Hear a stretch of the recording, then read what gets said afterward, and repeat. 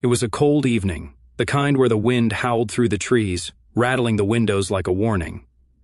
I was in the kitchen washing the last of the dishes from dinner. My mother, Rebecca, stood by the counter scrolling through her phone, smiling at something on the screen. Lucas, my stepbrother, sat at the dining table, casually twirling a pen between his fingers. Richard, my mother's new husband, leaned back in his chair, swirling a glass of whiskey like he belonged here more than I did. "So, Lucas," Richard said, his deep voice cutting through the quiet, "have you thought about where you want to go for college?" Lucas grinned, setting his pen down, still deciding. "NYU or maybe Stanford. But you know it is all about the funding, right?" My mother's face lit up. "Oh, sweetheart, we will make sure you go wherever you want. Do not even worry about that." I stopped scrubbing the plate in my hand, my stomach twisting. Something about the way she said it did not sit right. Richard cleared his throat. "Actually, Rebecca and I were just talking about that." My mother put her phone down and turned to me, her expression unreadable. "Evan, we need to talk." Here it was. That sinking feeling I had learned to ignore for years reared its ugly head. I dried my hands on a towel, forcing my voice to stay calm. "What is up?" She hesitated. "It is about your college fund." A sharp chill ran through me. My father's college fund, the one he had set aside for me before he passed away, the only thing he left behind that was truly mine. "What about it?" I asked, my fingers tightening around the towel. Richard exhaled, like he was the one burdened by this conversation. "Well, it is just sitting there, Evan. And Lucas, well, he has such a bright future ahead of him. We thought it would make sense to put it to good use." Silence. A thick, suffocating silence that only I seemed to notice. I let out a dry laugh.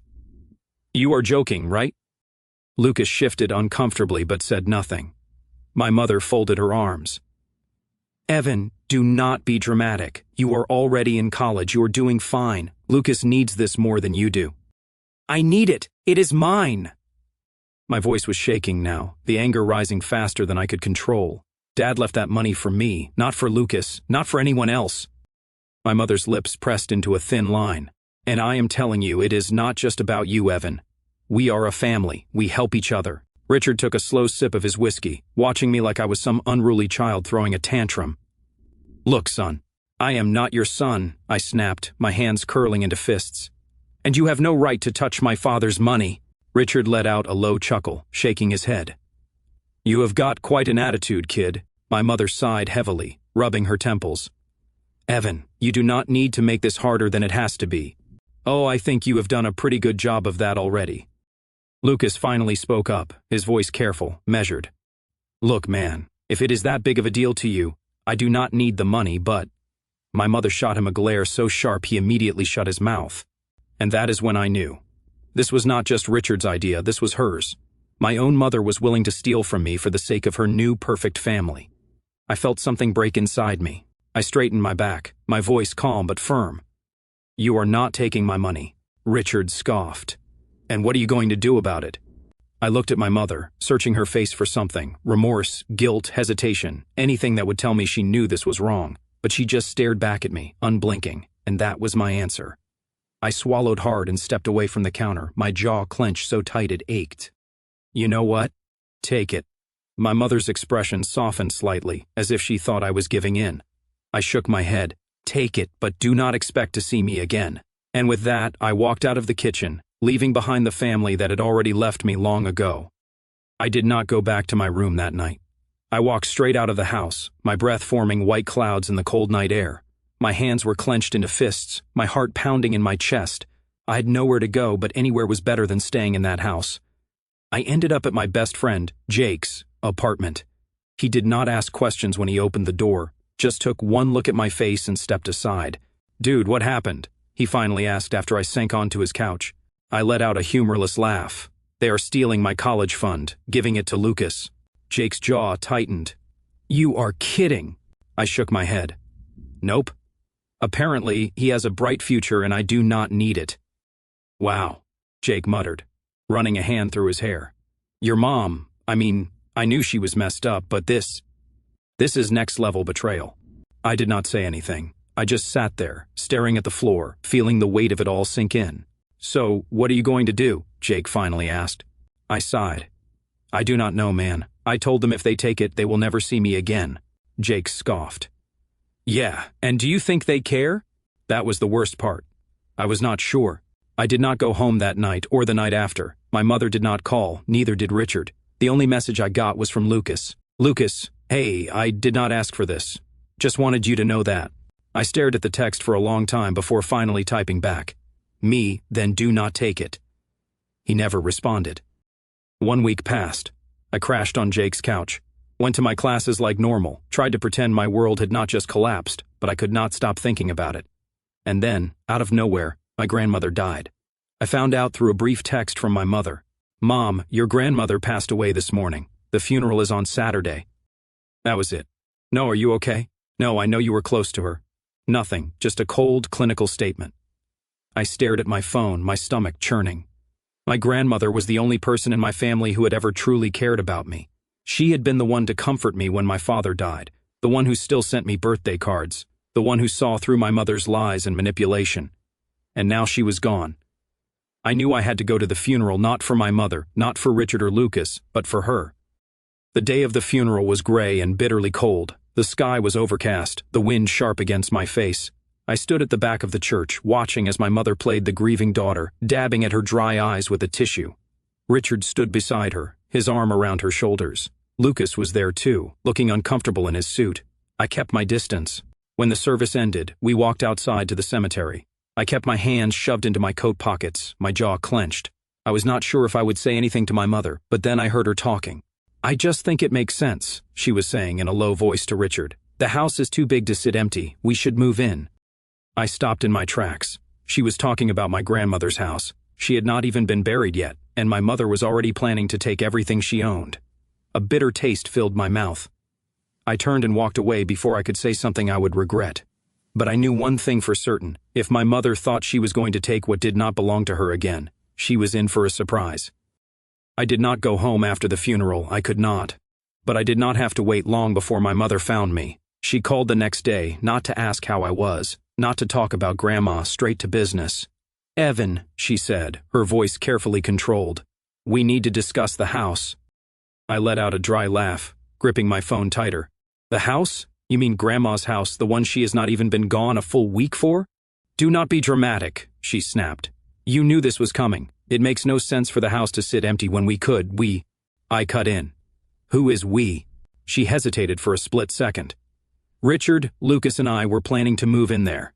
It was the final insult. I clenched my jaw. You do not own that house. There was a pause.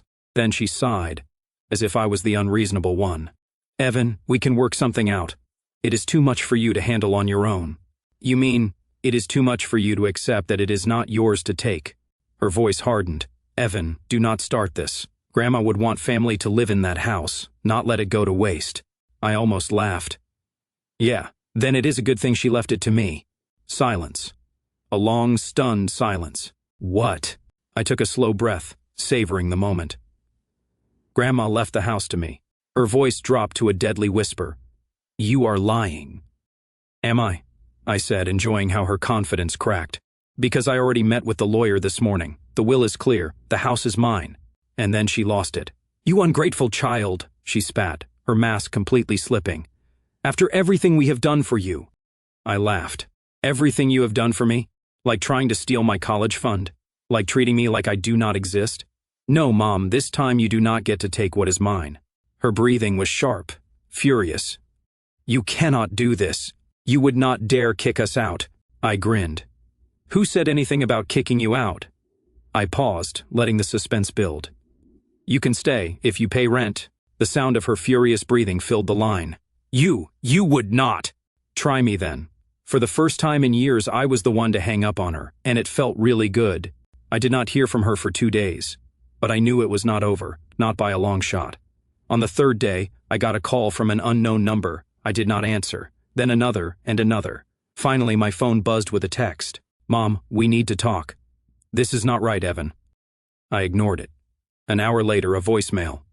Evan, you are being childish. We are your family. You cannot just abandon us like this. Call me back. I deleted it. Then, just as I was getting comfortable, my phone rang again. This time, it was Lucas. I stared at the screen for a moment before answering.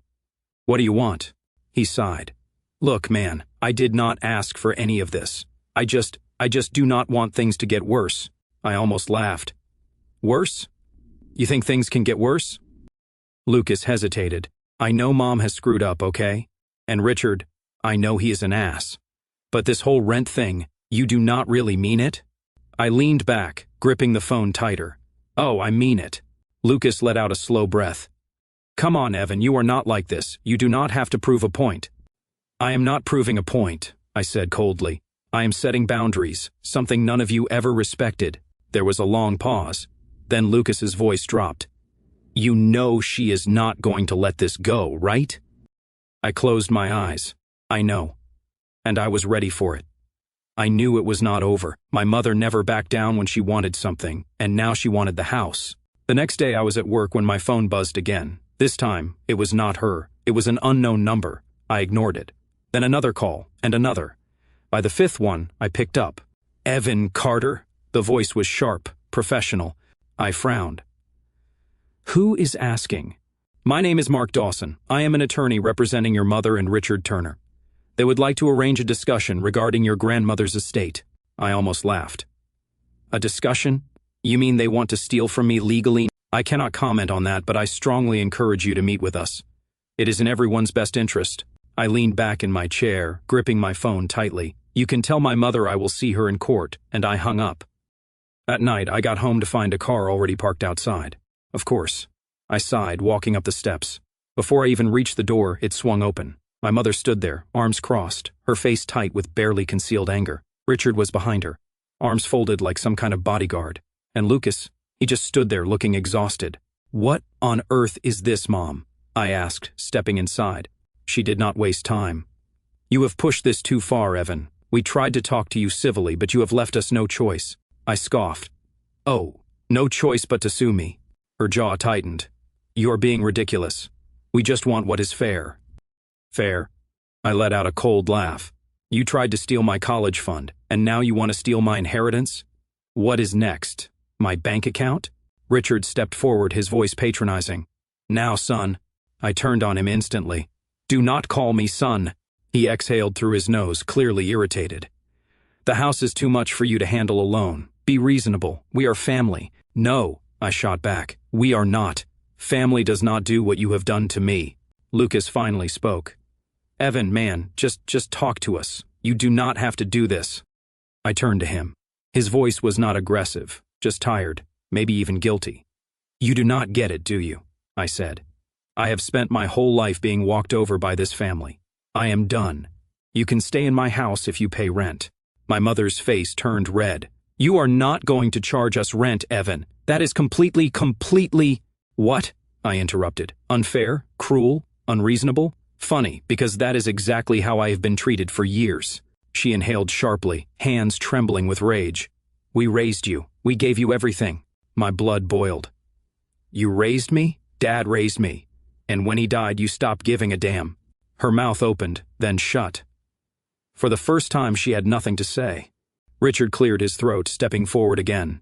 If you refuse to work with us, we will fight this legally. I held his gaze, completely unshaken. Go ahead, waste your money. The will is airtight. I checked. More silence. Lucas shifted uncomfortably, his face tense. Then my mother did something that surprised even me. She begged. Evan, please. Her voice cracked. You do not have to do this. We are your family. I stared at her, the same woman who had ignored me, belittled me, stolen from me. And now she wanted my kindness. I took a deep breath, then I stepped closer. You can stay, I said softly, if you pay, just like anyone else. Her face twisted. You are heartless. I smiled coldly. No, I just finally learned from you. And with that, I turned and walked upstairs. For the first time in my life, I was in control, and I was not giving it back. The silence in the house was different now. It was not the usual indifference I had grown up with. It was thick, charged, filled with barely contained resentment. For the first time, my mother, Richard, and Lucas realized that I was not backing down, and they hated it. First, they tried ignoring me. For days, no one spoke to me unless absolutely necessary. My mother avoided me in the kitchen. Richard locked himself in his office. And Lucas, well, he mostly kept his head down. Fine by me. But then the small inconveniences started. The wireless fidelity mysteriously stopped working. Someone turned the heat down to nearly freezing at night. And my personal favorite, my laundry, which I had left in the washing machine, was suddenly found dumped on the basement floor, still wet. Petty, predictable, pathetic. I did not react, and that pissed them off even more. One evening, about 1 week after the confrontation, I came home late from work to find Lucas sitting on the porch steps.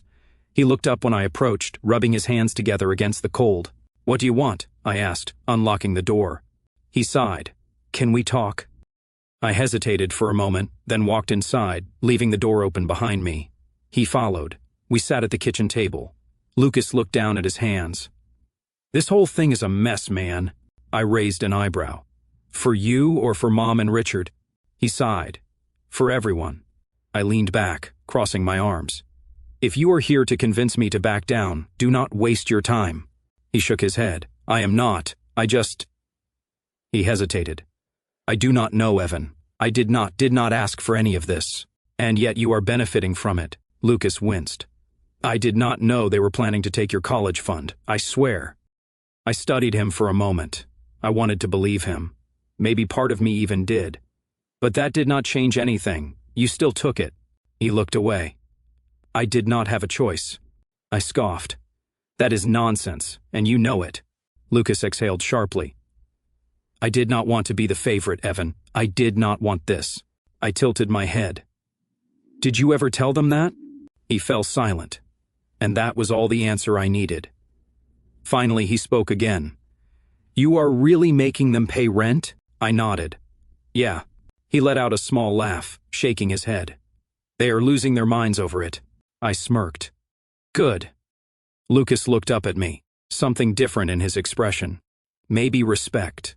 Maybe regret. "I do not know how you put up with them for this long." I sighed. "I do not either." For the first time in years, we sat in silence. Not awkward, not tense. Just two people who had been caught in the same toxic family, finally seeing it for what it was. Lucas exhaled. "I should go." I nodded. "Yeah." He hesitated at the door. "I am sorry, Evan." I did not reply. And then he left. The next morning my mother broke. I was making coffee when she stormed into the kitchen, slamming a folder onto the counter. "This is insane." Her voice was sharp, angry. "Charging your own mother rent. Do you even hear yourself?" I took a sip of my coffee, unfazed. "I hear myself just fine." She jabbed a finger at the papers. "We cannot afford this." I raised an eyebrow. "Oh. Then how are you planning to afford this house if you had one?" She clenched her jaw. "That is different." I smiled coldly. "No, it is really not." She let out a shaky breath, switching tactics. "Evan, we are family. We are supposed to take care of each other." I tilted my head. "Like, how you took care of me." She flinched. "It is not the same." I leaned forward. "It is exactly the same. You never cared when I was the one struggling, but now that you are the one paying the price, suddenly it is unfair?" She stared at me, lips pressed tightly together. Then she did what she always did when she was not winning. She played the victim. "I just do not understand where I went wrong with you." Her voice cracked, full of fake emotion. "I raised you better than this." I met her gaze, steady and unyielding. "No. You raised me to be useful to you. And now that I am not, you do not know what to do." Tears welled up in her eyes, but I was not falling for it. Not anymore. "You have two choices," I said, my voice calm. "You pay rent, or you move out. But you will not take from me ever again." She let out a bitter laugh, shaking her head. "You will regret this, Evan." I took another sip of my coffee. "No, I will not. And for the first time in my life, I meant it." The first rent payment was due on the 1st of the month. By the time the 31st rolled around, I knew they would not pay. I sat in the living room scrolling through my phone when I heard my mother's voice behind me. "Evan!" I did not look up. "If you are here to beg for an extension, do not bother." She exhaled sharply. "I just need more time." I finally looked at her. "You have had time. You just did not think I would go through with it." Her lips pressed into a thin line. "You are really making your own family homeless over a stupid grudge?" I smirked. "No, I am making my tenants pay rent. If you cannot afford it, you move out. That is how the real world works." Her eyes flashed with anger, but she held it back. "Richard and I are trying to figure something out. We just need a little flexibility." I leaned back. Richard drives a brand new car. You go to the salon every month. You had money when you thought you would get this house for free. She swallowed hard. This is not fair. Oh, I tilted my head. You thought it was fair when you tried to take my college fund? Silence. I stood up, walking past her. You have 24 hours. The next morning, I woke up to the sound of suitcases being dragged down the stairs. I did not bother checking. I just sat at the kitchen table drinking my coffee. Richard stormed in first, face red with frustration. You have really outdone yourself, kid. I smiled over my cup. And yet, I still own the house. He clenched his jaw. You will regret this. I took a slow sip. Doubt it. He muttered something under his breath and walked out. Lucas passed by next, carrying his backpack. He hesitated in the doorway. Guess this is it. I nodded. Good. So, he sighed, you know I do not blame you.